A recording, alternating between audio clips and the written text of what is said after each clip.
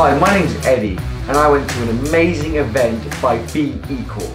BEEqual stands for Balanced, Empowered, Equal.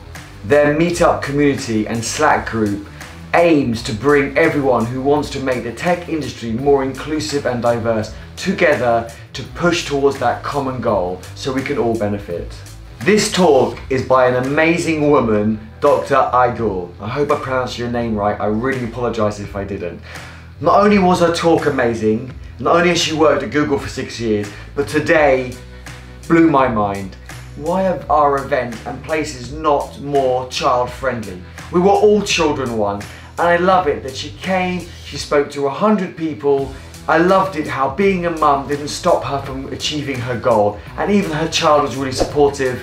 Dr. Aygul talks about her amazing journey and how it's gone from strength to strength to be a quantum chemist all the way up to Google. Enough from me, let's hear from this amazing woman. So I'm going to invite Dr. Aygul Zagidullina onto stage, who is a Google developer amongst other things.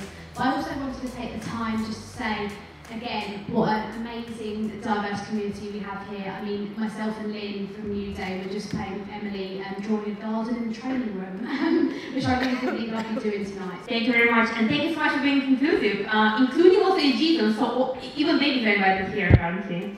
So yeah, thank you so much for that. My name is Aygul. I'm Google developer expert for Google Assistant, so I used to give talks usually about technical topics. Today is a little bit different talk where I will be talking about the career change, something that I learned, the story of my career, and some of the learnings. Besides Google developer expert, I'm also Google Women Techmakers ambassador for London and Women and Boys in London. So if anybody of you are into the Google Assistant and development, then this is community for you. So kind of several communities. I need a board co-organizer also in London. But yeah, today I will be talking mainly about career. So here's the story of my life. It's long and you need to read. But what I wanted to mention here is that as twice an immigrant, I also did a few career changes. So I was born in Russia, moved to Germany. Then I was working as a quantum researcher, as a quantum chemist at the University of Stuttgart for many, many years. The academia and in general chemistry felt so fulfilling and so important, you know, to kind of make, you know, difference in people's lives. Before that, I was developing, working on medicine to help people who had heart attacks. So that was really, really amazing. But then at some point, I decided that I want to be a translator. So I started translating for companies like Facebook, Twitter, Foursquare, Runkeeper. So later, I got PhD in quantum chemistry and decided that I want to start organizing events. Organized TEDx back when I was living in Germany, and then joined basically like a year after that Google. First in Munich, where I was working with really, really amazing chefs in the food industry, in the local food industry, organizing different food exhibitions, all basically for Google, working with the top partners. Then I was named next 100 top influencers during my time at Google. Then moved to Hamburg again, was working still for Google, already for the music industry. My favorite project there was a partner Eurovision.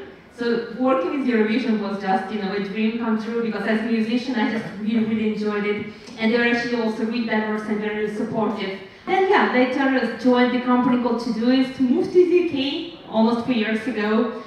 Became a Google developer group and Women Techmakers lead here in London. Women Techmakers community is also all about, you know, inclusion, and even if it's called Women Techmakers, we also of course try to support all kinds of diversities because it's, you know, it's much more than that. Then did a Stanford course, became a mentor in Google Launchpad. Then later became a mom, and that opened up completely, you know, new world, including situations where I saw, you know, people not understanding how you can be a speaker and a mom, or a developer and a mom, and all other kind of things. Later became UK STEM ambassador, where I'm currently still, Google developer expert for Google Assistant, and a couple of other things. And I also really love giving talks. So in the last 1.5 years, I gave more than 80 talks in, I think, 16 different countries. So yeah, so why I'm telling this? Because as you saw, there are a few career changes, and they're quite sudden, from quantum chemist to translator to marketing to developer.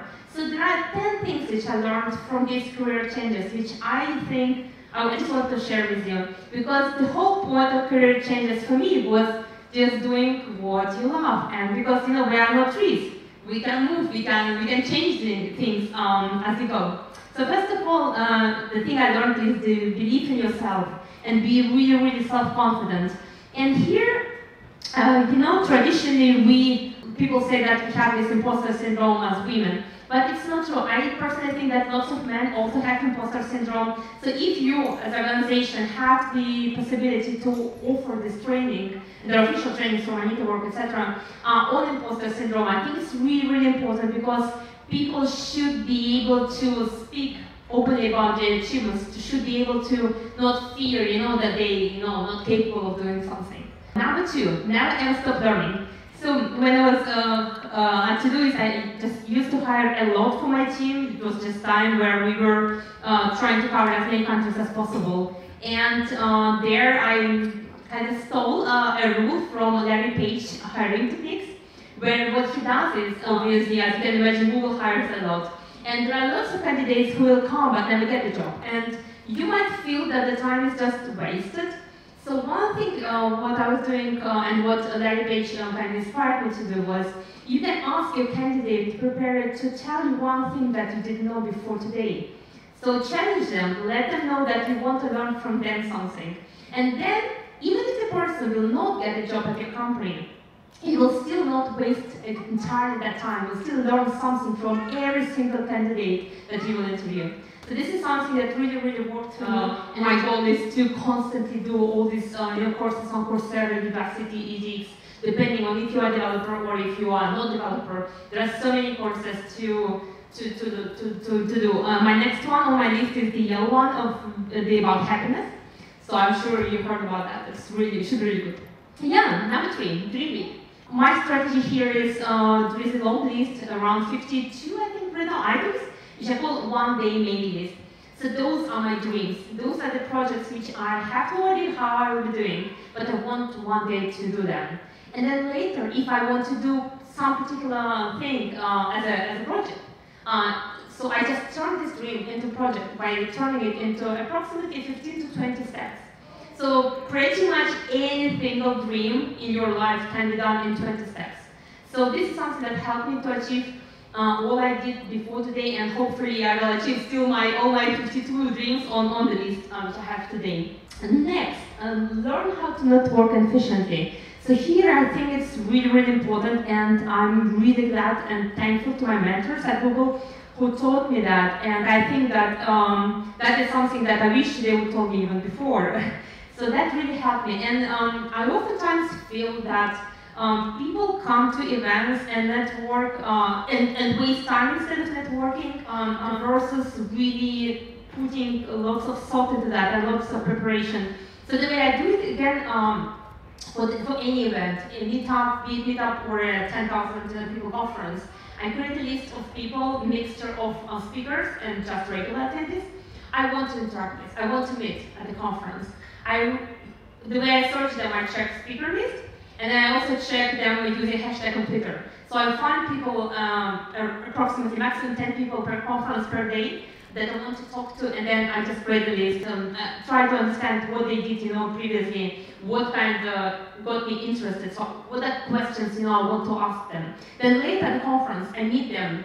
Well, obviously sometimes you cannot find the person, so you don't want to be a stalker, right? But that is the goal. And then later after the conference, you do the follow-up. But it shouldn't be, the only how people oftentimes write, like, I would like to connect with you. And then the first question which comes to mind is, who are you, right? So the best way which worked for me was just to remind them quickly, and actually it works really up to SVP and Google people or other companies, who really, you just remind them, thank you so much for sharing this amazing, trip you had to Tahoe, your skiing trip to Tahoe last year. It was really, thank you so much for your tip, about this and that. So you really make them remember you, and then thank them, and then say, well, let's stay in touch. So make it, like, especially with big people, don't make it with, like, I'm so small and you're so big, but kind of like connect. Make it like, we just had this really nice conversation, and I just would like to stay in touch. So that, again, worked for me. Some people don't like it, but I actually think that, you are who are your people around you. So that doesn't mean that you cannot interact with people who you find maybe not very smart, but at the same time, I feel that if you will surround yourself with really amazing people, then you will just try to beat yourself and be even better. Although some people try to avoid competition, which I think is really weird. Next thing is get organized, focus, and prioritize. So for me, it's really easy. Since I'm really German as a person, I'm just naturally love organizing everything in lists and those kind of things. But one thing that worked for me was eat the elephant. So one thing, when you start in the morning, especially when you have a baby, those are people that tend, oh, I have 5 minutes, let me do something small, and then I have 10 minutes, let me do something else small. And then you tend spending the whole morning doing some really unimportant things, because you really try to push the most important thing, for as late as possible. So for me, the day starts with the most important thing. I might try to split it into small steps because, I can't really spend, 4 hours at a focused work. But I think this is really important to actually push yourself, do that one thing. And then, the rest of the day will be so easy and so relaxed. And I know it sounds quite, but it actually works. And I wish my mentors would tell me that before, but I just was really amazed how it works. Next, get comfortable with selling yourself.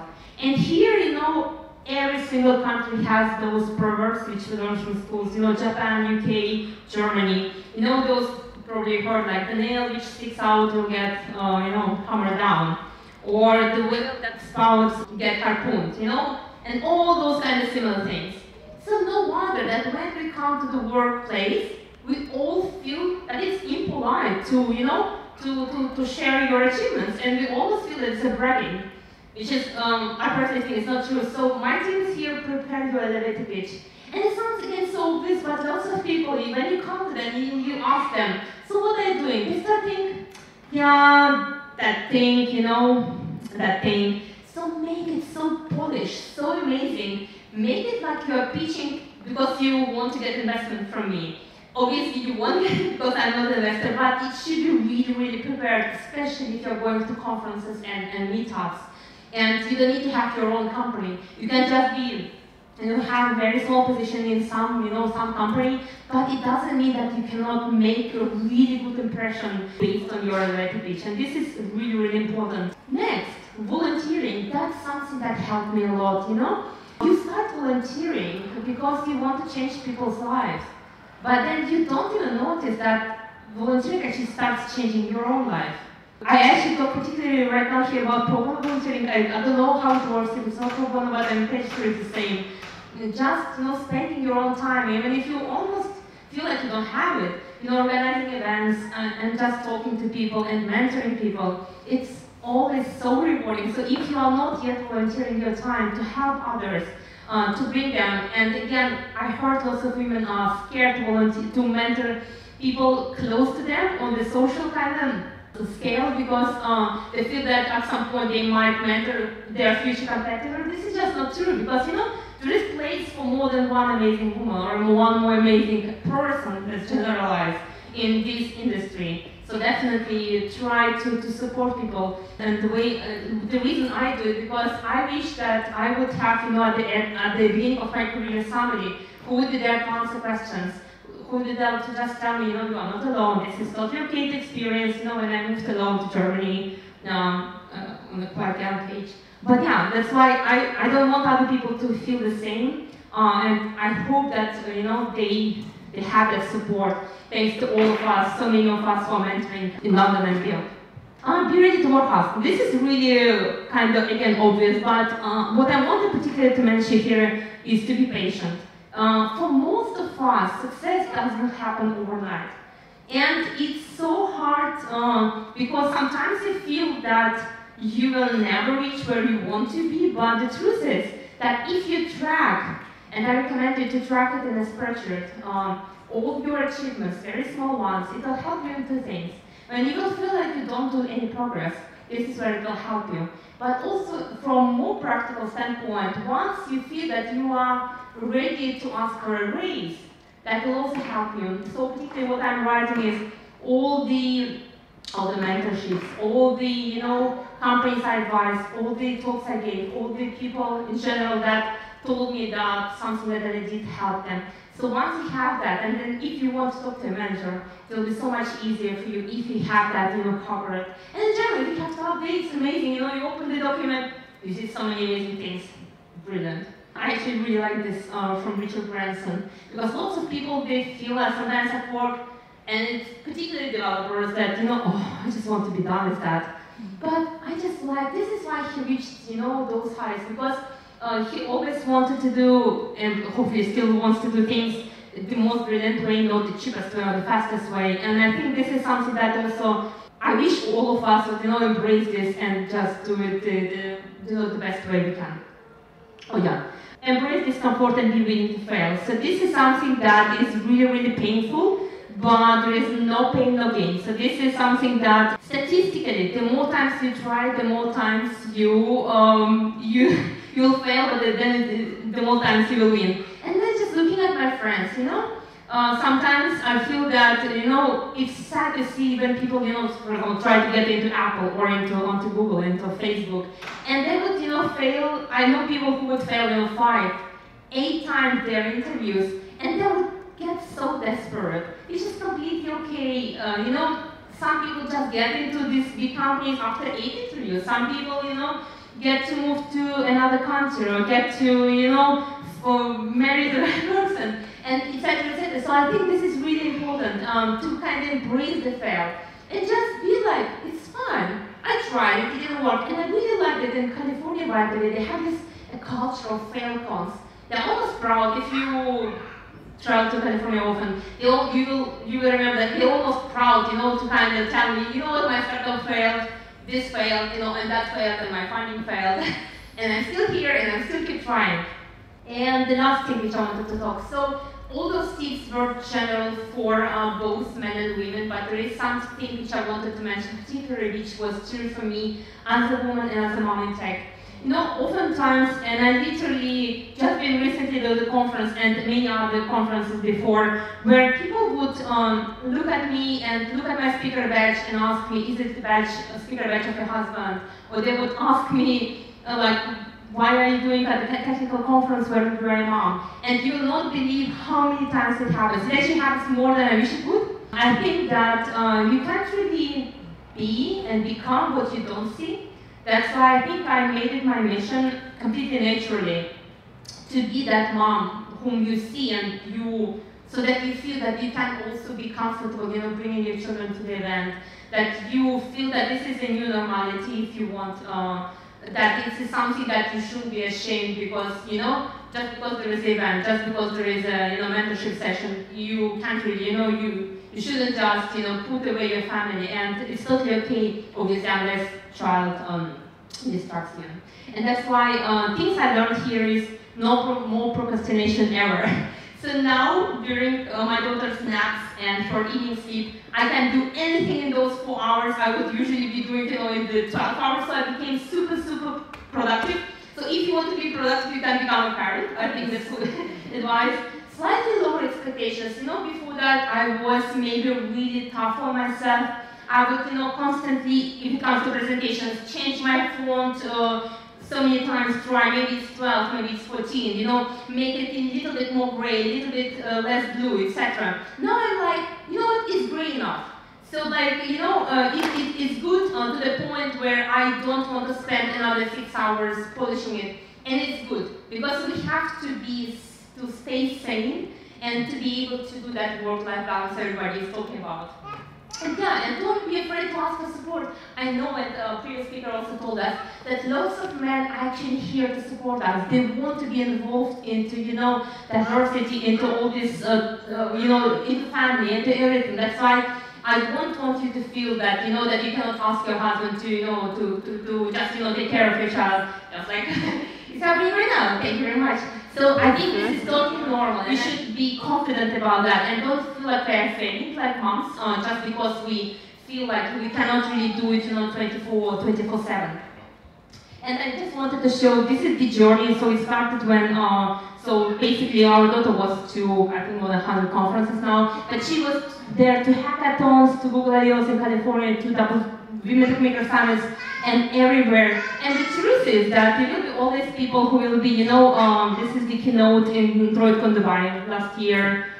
There she is at Google I/O featured, but the truth is, even if you, what I wanted to say is that even if there will be people that you will feel send you some negative vibes because you are, you are not kind of fitting into their understanding of the world. This is how it's supposed to be, There are many more people who are there to support diversity.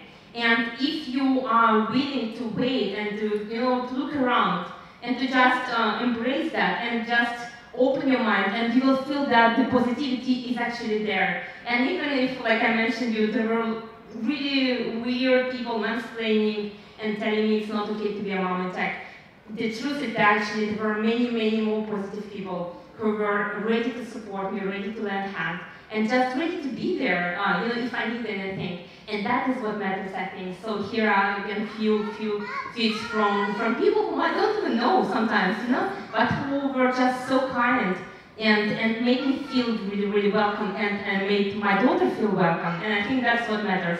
Because again, it's not, like previous speaker mentioned, not just about gender diversity, but it's also about family status diversity, it's about age diversity, it's about everything. So that's why I just feel that, we are kind of all welcome. And when it comes to career change, I just feel that even if you want to change career from quantum engineer to translator to marketing to developer, or wherever you want to go, next, I think that you can just do one thing. You should believe in yourself. Set specific goals. I want to be there, and then you just do that. So I don't think there is any other recipe. I think that's my secret. Thank you very much.